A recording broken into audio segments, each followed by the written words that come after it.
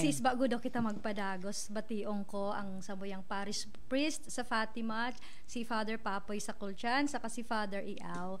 Hello po, good morning. Hi, good morning mga fathers. Diba? Ini mga padi na ini talagang pag Sunday very busy sinda. Oo, kasi ini ang saro sa mga aldaw na talagang halos walang pahinga kasi madami sunod-sunod ang misa. Yes, oo. Okay, so pag padagos kita si Steny, magayon na sa urom tungkol sa mga Philippine leaders, Philippine politics pala. Okay, so anong mga leaders managad ang pinapangarap natin? 'Di ba? Doon tayo sa mga pinapangarap natin. Anong mga leaders ang kumbaga sa gusto mo talaga na yung mga sana natin? Well, ideally, ang satuyang mga leaders dapat talaga may integridad. Integridad. And integrity kasi is bako siya, it should be built since childhood. Di mo siya makukuha overnight. Character siya na binibuild. So, dyan malawg ang pamilya, sis, kung paano ka mag-mold ki-aki. Oh. So, yan ang pinakadakula. Siguro kung ang satuyang mga politiko pinangangatuan na ninda ang integrity, honesty, sa mga very basic man sa nakuta na so pig-apod na good moral values na pigtuturo sa kindergarten. So, GMRC? Sa GMRC. Mas baga ko nagururang na sinda kung inimbibe ninda sa puso ninda sa kasaisip yan. Siguro dahil sinda masisway. Na magibo.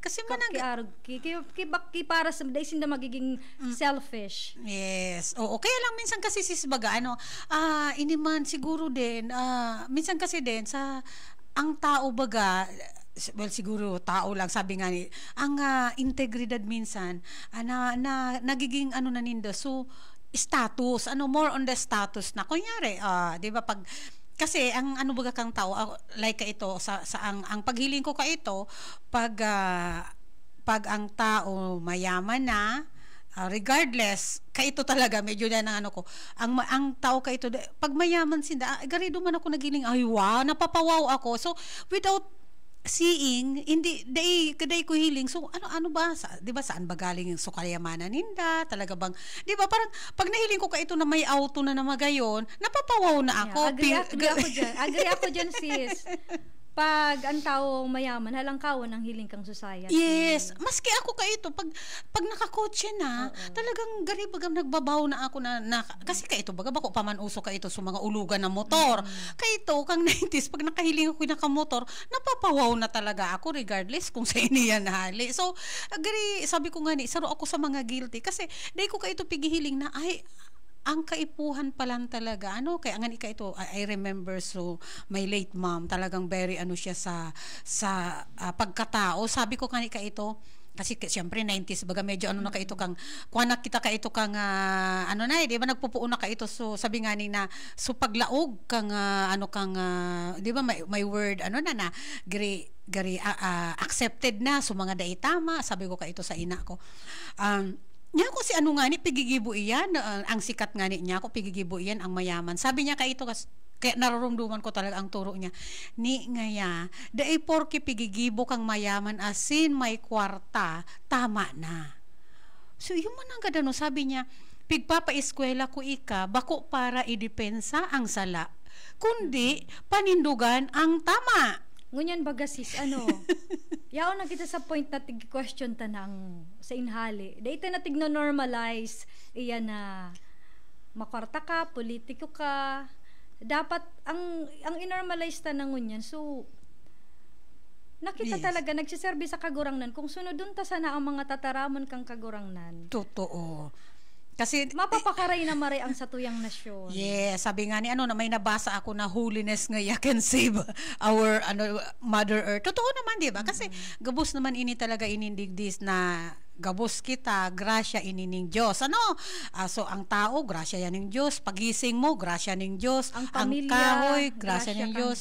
Yes, pamilya, grasya kang Diyos. Ang hangin, grasya kang Diyos. So gabos ini grasya na sang isang iglap lang pag sabi ni Lord, tama na, pwedeng mawara ang gabos na pighanapan mo or sa isang iglap lang pag talagang nagsabi na si Lord na cut na, nako, diba? So, on the side sea, sunod-sunod ang mga earthquake. ay, oo, speaking of that, Nakaperang earthquake na, 5 na gayod. Yes. Since October 10. Grabe, kaya so, po, scary baga iyan. Siguro tigkikig na sinda na magbago na ka mo.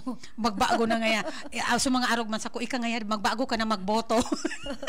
Okay, so sis, iyo man na so, kaya maski baga sa radyo, sa simbahan, pirmitang pigpapangadji ang orasyo imperata. Di ba? Kasi talaga man agad di ba? Ngunya na mamatian mina ang padusang balik. Di ba? Magayon na itong na ito, padusang balik. Kasi gabus kita responsable sa mga nangyayaring ini di sa itong nasyon. So, sabi ko nga di ba, so sa integrity, sako man, di ba, accountable. Di ba? Kasi, accountability. Yes, kasi minsan, madali lang magsabi na, madali lang mag-promise, madali lang di ba, madali lang magsabi na, sige, ini, nagibo ko ini. Pero minsan, mahirap, dipisil na panindugan din. So, sa iya nga, mga ginibo, kaya nga di ba, pirmi nga very na nagiging sikat the likes of Vico Sotto. Kasi si Vico Sotto, accountable siya pag sinabi niya na arog ka ini, may integridad na, tapos accountable din siya, di ba? Sabi niya his tribe increases. Amen. Kaya syempre, again, ibabalik responsibilidad kang family and life, kang pamilya na makapag-raise ng mga maaring kay Mayor Vico Sotto. Yes. So, dapat mag-duplicate, mag-triplicate ang the likes of Connie Reyes. Yes. Kung paano niya pinadakula si Mayor Vico Sotto. Oo, nag-research na nga ni ako. Kitang mga ina, challenge iyan sa tuya. Oo. Sis, kung maramdaman mo baga, si Connie Reyes, very, very religious. Yes, oo. So, pinadakula niya talaga si Vico Sotto sa Word of God. Yes, oo. Kaya nga sisay ng ina ang abo magkayo kay aki na arog kay Vico Sotto. Wala, di ba? Well, of course, din kita, bless kita kay mga aki ta. Pero syempre, mas magiging bless kita kung ang mga aki ta din madakula na, number 1, may takot sa Diyos. Mga basic lang. Yes, basic lang. Number 2. Bako siya dakulaon na role. Yes, so pinapanindugan niya, may integridad siya sa iyang posisyon niya, di ba? So, siya din is may guts din siya magsabi, magkontra kung ano ang mga nararapat na expected ngaya sa mo bilang mga leaderes. So, kita baga sis bilang mga magurang. Di kita kaipuan magparataram sa akita.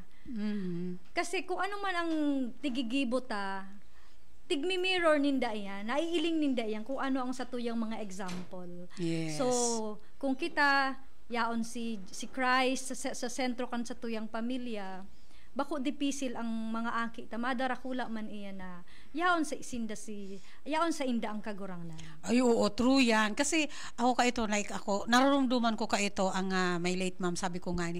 Pero may siyang, di ba, number 1 sa iya, ang going to mass every Sunday is a must. Sabi niya, essential iyan, which is dahil ko siya nahihiling, nahihiling ang importansya. Pero ngunya na ina naman ako, nahihiling ko ang importansya kang simba kada Domingo. Pero kaito sis din, kang bako pa man ako ina, di ko siya nahiling.